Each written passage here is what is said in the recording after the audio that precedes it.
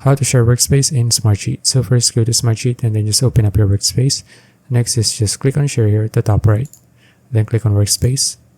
And then here you can begin adding the the name of the people that you want to share this to, their email or their group. Okay, so let's say I'm going to add an email here. So I'm just going to type in Gmail. This is just an example email. And then press on their email here. Then click on share. Or before you click on share, you can just select their whether you want them to be an admin, editor that can share, or an editor that cannot share, or a commenter, or just a viewer. Okay, so if you want to add a message as well, you can do that.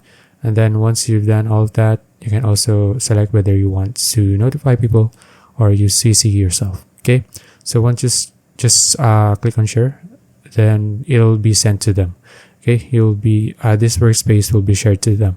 So if you want to share it by another way, you can just click on copy link here and then just share this link to that person. Okay, so that's it. If you found this video useful, please like and subscribe for more videos like this. See you in the next one.